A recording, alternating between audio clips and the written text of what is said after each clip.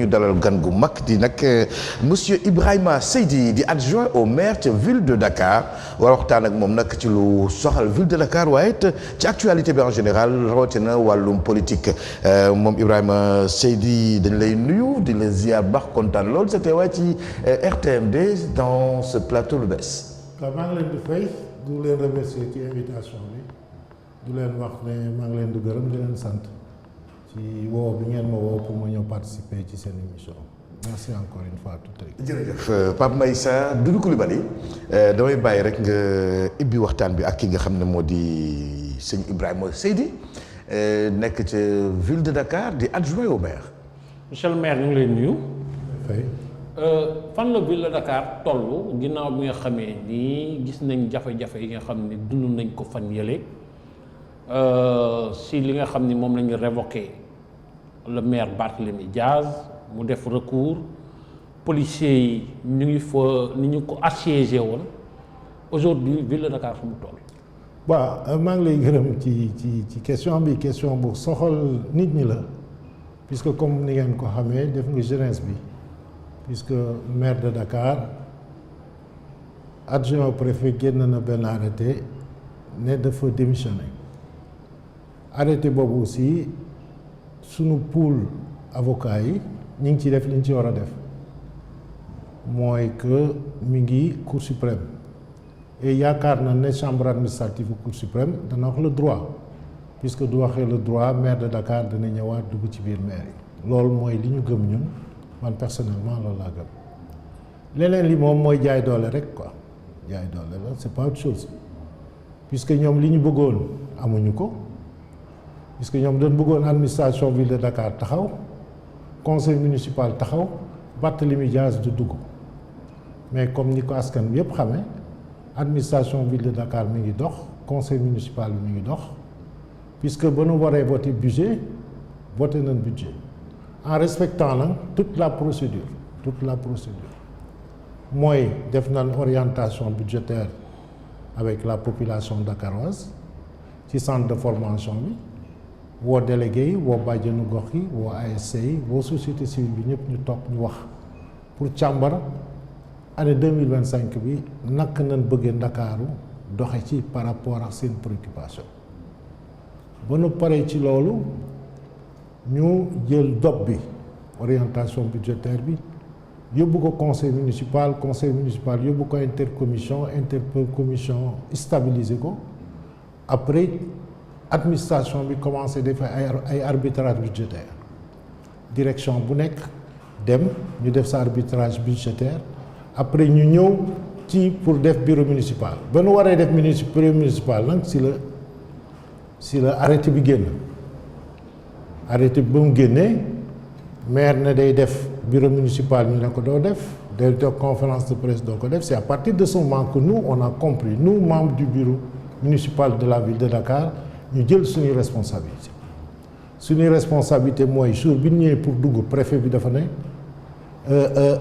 force de défense yi dana duñ dugg ñu jóge fa dem directement préfecture on a interpellé le préfet bi nañu man kat dama yaakaar na conseil municipal la mais du doon bureau municipal warul am problème mais da ngeen may ma remonter information bi je vais vous revenir il ne nous est jamais revenu. C'est à partir de ce moment nag nous on a pris notre responsabilité le bureau municipal en tenant une réunion du bureau municipal ci centre de formation puisque les textes nous permettent en dehors de l'hôtel de ville de nous réunir dans les annexes ñu daje ci annexe ville de Dakar annexe bi fii la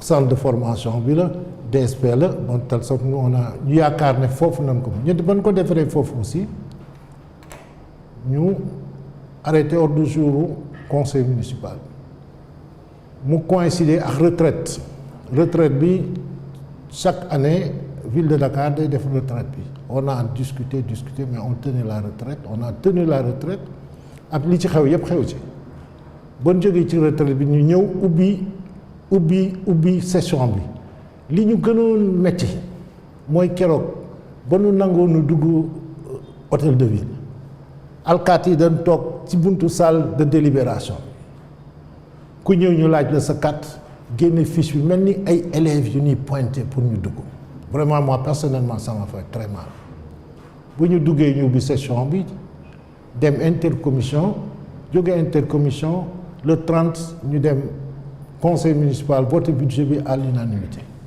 ville de Dakar foofu la toll suppléance bi mi ngi dox puisque moi j'ai participé à une réunion ce matin une réunion de partage ville de Dakar pour préparer sa participation à l'appel de Seydina Limamou Al Mahdi kon cela veut dire que ñun li ñu war a def ñu ngi koy def du yaakaar na nag Cour suprême dana prononcé en faveur de notre grade. sànq nee nga ville de Dakar administration bi mi ngi dox waaye fan yi ñu passé seetlu nañ ay mbir yu bëri yu tagga tembe li ci mel ni salaire agent yi am na ñu ne sax octroi bourse yi itam processus bi dafa bloqué lan moo waraloon loolu yëpp est-ce que mën nañ ko teg si ndodd problème politique yi am. non ñoom seen bopp ñoo trouvé alibi puisque doo xoolee seen salaire yi le maire Barthélémy Dias il a donné beaucoup de délégations de signature puisque c'est pas le maire qui signe les salaires c'est un adjoint au maire Jean-Louis Ndiaye qui signe les salaires quand il a signé les salaires la perception nous en parle d'abord un problème de chefilom ñu jógee foofu moi je dis que c'est la trésorerie l'unicité des caisses qui nous a porté préjudice puisqu'il n'y a pas d'argent dans ce pays il faut qu'on se dise certaines vérités vous avez même senti que les fonctionnaires ont tardé à percevoir mais c'était pas un problème de signature puisque maire salaire c'est sacré pour moom ba daf ko jox adjoint boo xam ne moom moo koy l'histoire des bourses aussi ce matin il y a eu une réunion de réglage de mise à niveau puisque comme ni ngeen ko xamee bourse yi li nit ñi xamul ci bourse yi mooy tey du ma la joxee bourse dama lay accompagner ci sa formation yëpp dama lay accompagner 3 ans année bii ñëw ma octroyer bourse accompagner ko 3 ans de telle sorte que la finalité il fallait qu'on s'arrête pour évaluer et puis mettre les compteurs à zéro mooy ñi ñu amee ñëpp cette année ñu fay leen seet ñi nga xam ne mën nañ leen jox bourse ñu jox leen bourse liggéey boobu tey autour du secrétaire général autour du maire chargé de l'éducation autour du directeur de cabinet et les services de la direction des bourses ils ont pu vraiment travailler à ce niveau-là et la DAF nous pensons que dans les jours à venir attribution yu bees yi danoon xool par rapport à la disponibilité de la prévision ñu joxe ko ñi nga xam ne dañ leen amal xaalis ñu fay leen comme ça nous pensons qu'à la sortie de 2025 l'histoire des bourses sera un mauvais souvenir de notre stabilité. Et par rapport au projet que pilote la ville de Dakar gis nañ ne le maire Barthélémy Dias dañ ko tere accès visite de chantier yu ñu bëggoon def si yenn sites yi est-ce que mën nga ñu wax projet fu mu toll est-ce que redémarré na wala mi ngi toujours si état de blocage. waaw xam nga nous on a une vision la vision de la ville de Dakar bi ñu bokk. doo xoolee Dakar bi ñu bokk ñun ñëpp fi nañu yeewoo bon gis nañu. Le bilan à mi-parcours du maire la ville de Dakar est sur beaucoup de chantiers puisque doo xoolee au niveau de la voirie et du dallage on a pour la première fois ville de Dakar am marché à clientèle c'est un marché qui dure 3 ans benn bi 3 milliards 600 la benn bi 1 milliard 800 cela veut dire que sur les 3 ans depuis daaw chaque année ce montant est libéré et puis l'orientation des travaux c'est le maire c'est des offres de service cela veut dire que le maire a la possibilité à tout moment ñëw sa koñ nga poser un problème de pavage à tout moment il peut faire un ordre de truc nga def ko loolu mosu fa am cité Kër Gorgui moo amoon problème cité Kër Gorgui c'est surfinancement de la BOAD puisque équipe bi bu mu ñëwee maire bu mu ñëwee daf fekkoon ne financement BOAD yi depuis Khalifa Soane dafa amoon lu des un montant 2 milliards 200 et on a fait un appel d'offres sous-régional et que benn entreprise sénégalaise gagné ko ba xat-xat yi amee maire na dafay dem ñu ne ko doo fa dem mais am na yoo xam ne dafa mënul nekk puisque doo xoolee cité Gorgui ku xam cité Gorgui xam ne actuellement ëpp la xam ne tout se déplace vers cité Gorgui nga dugg la voirie nga dugg le cadre de vie si la ville de Dakar a voulu vraiment reprendre ñëpp dañu war a saluer mais pour des raisons politiciennes les gens ont voulu arrêter le chantier, mais le chantier a démarré 48 heures après. Et puis le maire, il est reparti voir ses chantiers. Il y a eu un chantier toujours. On a la réhabilitation des jardins. Ça, c'est sur 50 jardins. On va réhabiliter 50 jardins. Koudem Djepol, Bourguiba Djepol, tu as vu que les travaux ont démarré. Les travaux ont démarré. Relamping bi aussi, nous avons vu que Dakar l'air. Quand on sort de la fête, vous avez vu que Dakar a été vraiment bien pavoisé. Bon, on parle des toilettes publiques qui est en chantier sur 3 ans. ñu def foofu point par rapport aux toilettes publiques naam utilité bi kenn du ko lam-laamee c'est vrai que Dakar soxla na ko c'est une question de salubrité publique mais am na ñu daal di critiquer montant yi ñu ci injecté est-ce que mën nga ci indi lay leeral. Est-ce que c'est conforme à la réalité? Non, moi je dis une chose. Ce que les gens oublient, c'est qu'en début d'année, il y a le plan de passation des marchés. Ville de Dakar, liggéey yi mu war a def yëpp daf koy dugal ci plateforme DCMP plateforme bu fekkee da nga war a nga xool nag maintenant ton planning de réalisation. Bon, les toilettes publiques, bon, c'est des toilettes publiques très modernes, hein? Bon, puisque c'est le format qui a été utilisé en France lors des Jeux olympiques.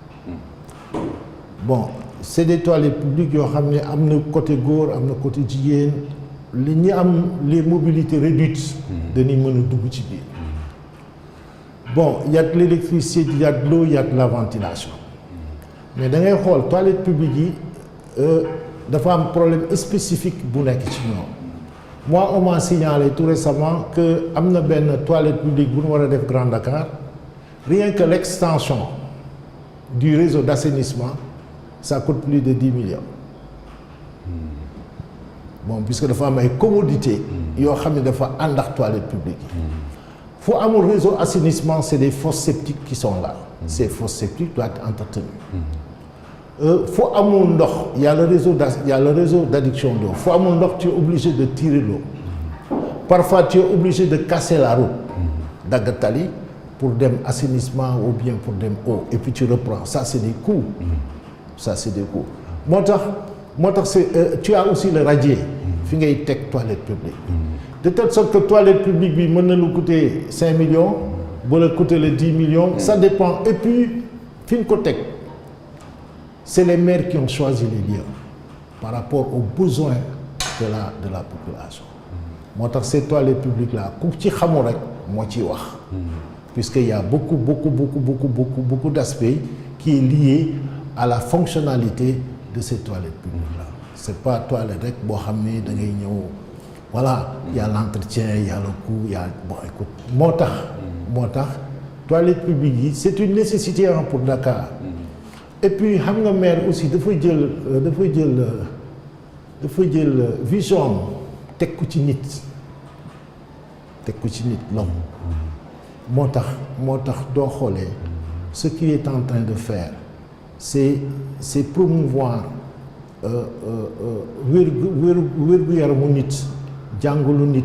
cadre vie nit soxla nit loolu motax les toilettes publiques c'est une nécessité vraiment et voilà le processus l'implantation puisqu'il y a beaucoup de facteurs yo xamni pour toilettes publiques fonctionnelles il faut yoy am commodité yoy am. Et c'est des coûts supplémentaires. C'est des coûts supplémentaires raison pour lesquelles bon c'était un marché on va vers un avenant si ce reste que pour entretien. Là, il faut ramener un réseau d'assainissement, c'est des fosses sécurisées, tu es obligé de passer, signer un contrat archivé, avec les hydrocureurs. Bon, voilà. En cas, tu sais, nous, les toilettes, c'est très complexe. Il faut vraiment un entretien constant. Bon, avec un coût de l'entretien, les réparations et autres. Vraiment, c'est toilettes publiques. Mais pour l'entretenir, est-ce que yaakaaru leen woon bu ngeen ko rentabiliser woon maanaam au moins pour yi nga xam ne ñoo fay nekk di ko gérer bu ñu ko rentabiliser woon est-ce que du gën parce que li ñuy wax mooy entretien parce que xam nga construire une infrastructure c'est facile mais l'entretenir surtout les toilettes est-ce que yéen a ngi koy jël Voilà, xam nga kooku aussi on est en train de mettre la phase test puisque c'est pour c'est pour une année, 2 ans, 3 ans. Bon, écoute, on va évaluer la première opération. Si la ville de Dakar pense que daf ko war a privatiser, puisque nous ne sommes pas dans la dynamique de privatiser ces toilettes-là. Bon, on va évaluer la première opération. Si nous pensons que vraiment le coût d'entretien est très cher, il faut rentabiliser.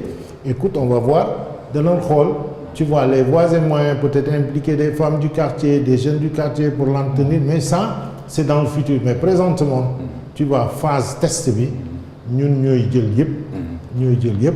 Après, on va évaluer. Si on pense que, comme l'a dit Doudou Coulibaly, le coût de l'entretien est très cher, on trouvera des formats, mais présentement, c'est des toilettes qui ne sont pas privatisées.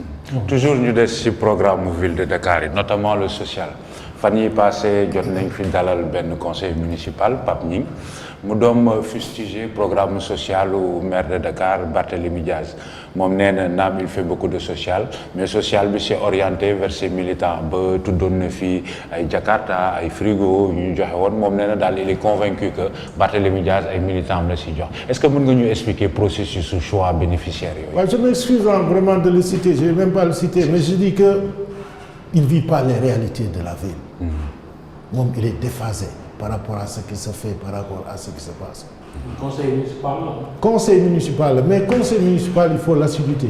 Conseil municipal, c'est des travaux de commission. Conseil municipal, c'est de suivre les programmes de la ville de Dakar. Yàlla xam na ne man keroog laa ko xàmmee ci suñu retraite. On a fait 2 ans, presque 3 ans. Keroog laa mën a jël tur teg ko ci photo.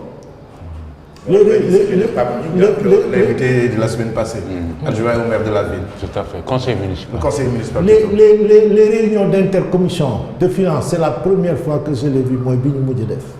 Il n'a jamais participé à ces trucs-là. Comment s'est passée la journée de solidarité? Le maire a senti la nécessité de joxe benn coup de pouce à la population, jeunes, femmes, personnes à mobilité réduite. Mais vous avez vu, même on a mis des panneaux sur le réseau.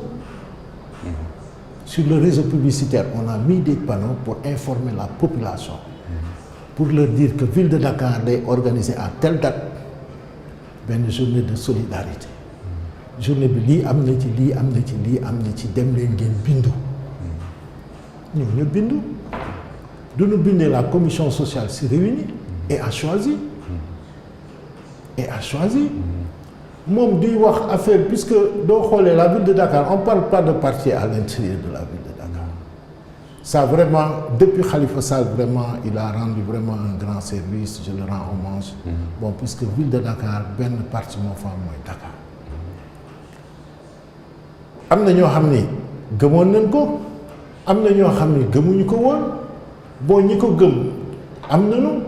Et puis doo xoolee même doo xoolee Fodem dans cette affaire a beaucoup travaillé sur le choix, tu vois, sur le truc après kayit yeeg yooyu bon tu as vu mais on sent aujourd'hui que man tout récemment dama dem ci foire bi puisque comme tu le sais la ville de Dakar bon après ça c'est un autre truc bon dama dem ay femmes interpellé ma ne ma ci journée solidarité bi nan amoon machine est-ce que comme maama kii am congélateur ñu ne dañ ko ñu boole ko ba tey gis nga doon ñëw am espace ñu ngi exposé ñu ngi def de telle sorte que ça c'était le but et puis en dehors des motocycleurs amoon na frigidaire am na machine am na cours pour permis am na cours pour formation am na ay bons au champ pour nit ñi wut ceeb ak diwlin de telle sorte que ça c'était une nécessité mais puisqu'il y a beaucoup de conseils qui pensent que ville duy dimbale ñoom la war a jox ñu joxe. D'accord. Or que ça se passe pas comme ça. Ça se passe dañ koy afficher nga dem bind yéen l'exemple. Vous savez. La veille de Tabaski doo leen mën a dugg fii. La veille de la Tabaski il y a des gens qui passent la nuit ici pour te dire comment que nit ñi ni ñu sonne. Qui passent la nuit ici pour ndax da nga am wala doo am mais tu fais ton dépôt pour 40 000 francs. doo xoolee gis nga. Bourse yi aussi qui est sociale gis nga ni muy demee moo tax quand on dit que dañ koy jox politiciens yi kon du am engouement bi Vraiment ça, je suis vraiment désolé. Je suis vraiment désolé. Bon, c'est destiné à la population, mais pour la population, il faut remplir les critères. Da nga ñëw déposer, da nga dem enquête. Da nga dem enquête ci centres sociaux yi ñu xool ndax yow soxla nga ko wala soxla nga ko. Du fekkee xool na ne soxla nga ko ñu jox la ko. Foofu amul benn parti pris, amul benn kii bon que c'est destiné à la population. Population mooy ñoom mais koo xam ne nag da nga tëdd sa kër joxuñu ma ki ñu ko jaral ki ko xam dana ko def. Conseil bi yaakaar aussi ne voilà dan la war a jox nga séddale tu fais fausse route. Vraiment c'est destiné à la population, on crée les conditions avec les directions comme ça ñi ko war a am ñu am ko. léegi dafa am benn sur la transparence ba tey le conseiller en question nga xam ni moom am na droit aussi nag poser wu des questions nee na soo demee Khalifa Ababacar Sy nee na boo gisee l'état des travaux li ngeen annoncé ci ay chiffres moom gisul ko foofu. waaw man xam nga bon il a posé en retraite bon puisque Khalifa Ababacar Sall qu'est-ce qui s'est passé xam nga c'est un grand chantier et je précise aussi que les chantiers doo tëb rek dem chantier il y a des procédures yoo xam ni dañ koy suivre des SMP day suivre yow da nga dugal ci plateforme bi pour def marché bi doo defee marché bi nga def dossier appel d'offre yónnee leen ñu valider nga lancer appel d'offre bi nga ubbi pli bi doo ko ubbee nga def évaluation yónnee leen ñu xool évaluation bi da fekkee go na du fekkee baax na il te donne leur go doo jëlee go bi nga def attribution provisoire doo defee attribution provisoire nga yéegal encore après mën a def attribution définitive doo pare loolu yëpp année bi du jeexee ARCOP c'est l'autorité de régulation de la commande publique ils ont passé en 2023 pour contrôler marché yi ñu def yëpp 2023 et puis ñoom ils choisissent des cabinets indépendants c'est ces cabinets qui font les audits de telle sorte que la ville en 2023 a été auditée.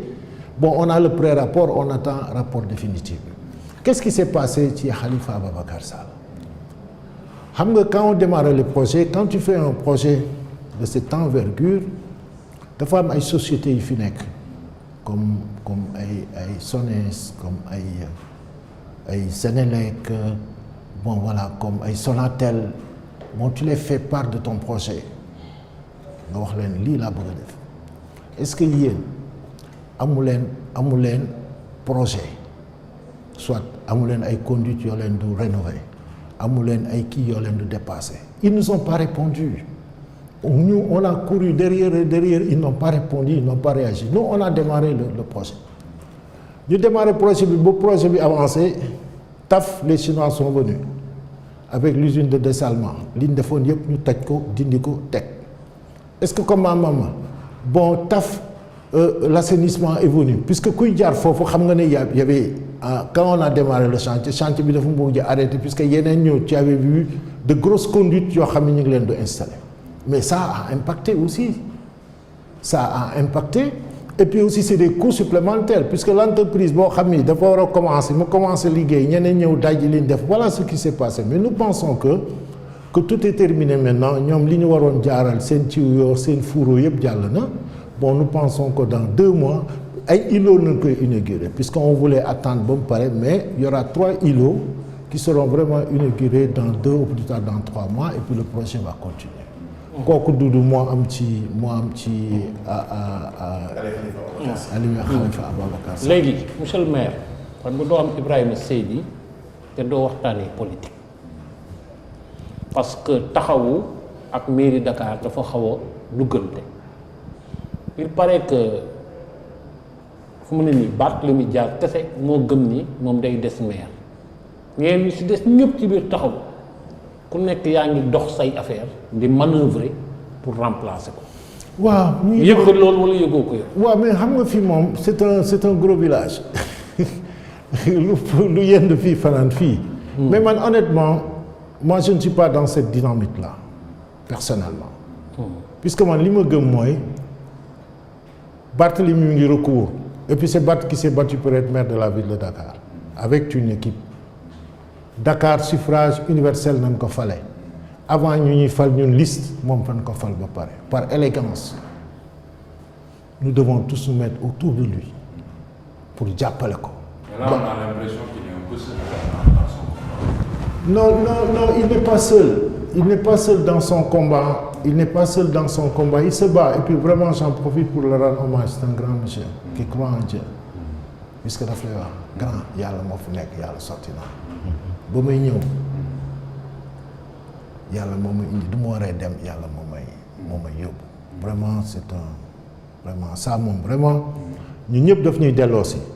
Parce que yàlla la jiital ci affaire bi. actuellement loolu mooy état d'esprit. loolu mooy état d'esprit. Il est calme, il est serein, wala il est énervé. Pas du tout. Actuellement. Non, pas le du maire, tout. Barthélémy. Non, Barth n'est pas énervé, il est serein. Bon, dafa amoon loo xam ne nag durant ce processus partition am la woon. Puisque durant ce combat-là, il y avait l'administration qui avait sa partition, mooy muy ñëw du liggéey projet yi dem. Il y avait le conseil municipal qui devait se battre pour que le conseil municipal ne soit pas bloqué. Il y avait le maire bi ñu bëgg a étouffer moom aussi participation mooy mu jóg mu dox wane na maire. Mais léegi Barth il est très serein. Mais après les débats pendant la présidentielle et pendant les élections législatives, Taxawu est un peu genou à terre. Comment envisagez-vous l'avenir? Non mais tu sais, Taxawu c'est une plateforme électorale. Taxawu c'est une plateforme électorale. Et puis man, ma conviction profonde, nous tous nous sommes de Taxawu, mais Taxawu a atteint ses limites. Taxawu doit s'organiser, Taxawu doit se structurer. Surtout. Taxawu doit avoir benn roue bu koy dund roue politique nag mooy ay activité mooy ay structuration. Moi je pense que Taxawu du génne ci yii s'il veut continuer vraiment day bàyyi affaire plateforme aller directement se jeter pour être un parti et s'organiser se structurer et avoir un programme d'animation et aller vers la reconquête du pouvoir. Autour de qui? Mais écoute, ou sous la direction de qui? Non, c'est mais... important aussi parce que xam nga bu ñu newee Taxawu doit se structurer se renouveler. Khalifa moo doon porte-étendard mais de plus en plus nit ñi nee nañ dañ war a rajeunir l'équipe nag am na ñoo xam ne en filigrane ñu ngi si comprendre mooy ñu pousse Khalifa andi xale. Non, moi je pense que dans cette affaire, il faut un bon dosage. Il faut qu'il y ait des jeunes, il faut qu'il y ait des hommes d'expérience. Man yaakaar naa ne duñu boole yooyu. Et puis se structurer ne veut pas dire avoir quelqu'un comme personne morale. On a vu tellement de modèles. On a vu un président de parti secondé par un secrétaire général de parti. Est-ce que tout ça c'est des formats? C'est des formats que les gens puissent un peu, puisque léegi dafa am choc de génération. Bon, choc de génération boobu il faut que nga trouver un format qui te permettra vraiment de pousser les jeunes. Ma conviction c'est que bon, il faut aider les jeunes à se mouvoir. Mais les jeunes aussi doivent être encadrés, conseillés par des adultes. Ça c'est ma conviction. Mais les jeunes se disent un peu frustrés depuis investiture yu amoon ci élection législative yi. Beaucoup se sont sentis lésés alors qu'ils jouaient les premiers rôles au niveau de Taxawu Sénégal. Gis nañ le maire Madiop peu engagé dans la campagne, le maire de Yoff également, et qui étaient des figures emblématiques de Taxawu. Donc jeunes yi, j'ai l'impression qu'ils sont un peu relégués toujours au second plan. Bon, écoute, moi je pense que il faut que nga xam une coalition. On est allé vers une coalition. D'abord générationnelle qui composait 4 entités, après on s'est élargi, il y a PUR, il y a... Bon, faire une liste dans une coalition, c'est pas facile. Surtout coalition boo xam ni ñi ci bokk dañu demoon élection présidentielle. Am pourcentage yoo xam ni ñii li ñu am ñun amuñu ko. Sunu candidat amu ko. Kooku dooy defar liste bi et puis yow nga bëgg a nekk tête de liste doo defaree liste bi. Qui day topp ki topp ba ñu ñëwaat keneen jël. Mais moi je pense que dans cette affaire jeunes yi tu as cité de nom, moi je ne veux pas citer de nom, c'est tous mes jeunes. Mais dans la vie àddina da ngay xam ne mënoo yore yëpp temps bi ñu la joxee maire am na ku ñu joxul maire temps bi ñu joxee kii député am na joxuñ ko maire de telle sorte que dafa war a am benn complémentarité benn décentralisation des responsabilités kii jàpp lii kii jàpp lii kii jàpp lii kii mais bu fekkee yow da nga ne man maay nekk maire man maay nekk député man maay nekk sénateur man gis nga man politique j'ai horreur man puisque c'est une équipe doo téye lii kii téye lii kii téye lële man loolu laa gëm et que moi je pense que ñi ngay wax frustré bon peut-être que c'est normal que nit ki am ay ambition mais nag réalité du ñëwee nga xool réalité bi mooy tu es dans une coalition nga xool aussi parité bi ñëw benn góor benn jigéen benn góor benn jigéen benn góor benn jigéen mais c'est des problèmes mais dans cette affaire moi je te dis que nos responsables ont tout fait pour vraiment garder harmonie wu taxawu enthousiasme taxawu mais il y avait des frustrations mais je pense que ils ont dépassé ça ils l'ont dépassé c'est tout à fait normal nag nga ne bëgg naa mais doo xoolee aussi bëgg aussi da nga koy teg foo xam ne war nga mën a am mais la coalition était très grande doo amee nag doo xoolee tête de liste bi après ñun benn jigéen na naam mu ngóone mais après bu ñu ñëwaatee benn góor na naam muy Abba est-ce que comprendre nga topp c'était pas facile c'était pas facile il fallait que nit ñi xamee ko noonu. léegi Ibrahima Seydi ku yàgg ak Khalifa Sall nga ku xam Barthélémy Dias nga sénégalais yi mu nga xam ñoom ñaar seen nature rapport actuellement fu may wax ak yow nii tey waxuma démb waxuma barki démb. non mais tey fu mu toog est-ce que les deux hommes se parlent. ils se parlent et se concertent. non ils se parlent les deux hommes ils se parlent. et se concertent. Ils se parlent et ils se voient et ils discutent. Et ils discutent pour le bien-être de Taxawu et de la population dakaroise. Ils sont obligés de se parler et d'avoir une vision commune sur la ville de Dakar. Ils se parlent. ñi ngi dem ci élection maire de Dakar après bien entendu bu Cour suprême confirmé wala mu infirmer la radiation de Barthélémy Dias taxaw Dakar naka la fas yéene est-ce que mën nañu am yaakaar ne taxaw Sénégal aura un consensus autour d'un candidat parce que tamit ñi agité seen candidature fu mu nekk nii. non man honnêtement avec tout le respect que je vous dois man génnaguma sama analyse génnagul Cour suprême. sama analyse sama posture non honnêtement puisque ma conviction profonde c'est que par A ou par B ce qui se passera suba yàlla moo xam mais gëm naa ne taxaw danañ bokk te man li ma gëm mooy Barth va demeurer maire de Dakar yàlla nag du defee leneen après en fonction de ça puisque man du ma def politique aérienne xam nga moi je me base sur le réel quand je fais mes analyses je fais des analyses nag très froides waaw mais nag dama koy teg ci foo xam ne mën na fa foofu est-ce que la dernière question est-ce que foofu naïveté nekkul di leen commencé jàpp comme si yeneen élection yi ngeen jëm xam nga tey man mi nga xam ne bokkuma taxaw sax man li ma gëm xam ko moo di bu ñu infirmer Barthélémy Dias gëmuma ni sax nañ leen may une semaine pour ngeen préparer wu pour ñu def élection bi mais est-ce que yaakaar ngeen pour remplacer Barthélémy Dias waru leen commencer def plan B maanaam di réfléchir su loolu bu amee ak le conseil municipal convoqué dans l'urgence quelle est l'attitude à avoir parce que nag si vous êtes divisé c'est sûr que da ngeen di perte bi. non moi je dis c'est pas de la naïveté bon puisqu'il y a des règles. Jusqu'à présent, le préfet n'a pas notifié l'intérim. Il n'a pas notifié l'intérim. Suppléance moo fi am gérer les affaires courantes. Une fois que on le souhaite pas, une fois que la Cour suprême confirme l'arrêté du préfet, le préfet va faire un arrêté pour dana def arrêté boo xam ni pour intérimaire bi avec un temps puisqu'il y a le code des collectivités territoriales qui te dit l'intérim c'est de telle date à telle date pour que pour waxtaan bi nii xam nga la chance du maire Barth dans le conseil municipal il se parlait avec tout le monde c'est l'ami à tout le monde et que man dama gëm que s'il devait partir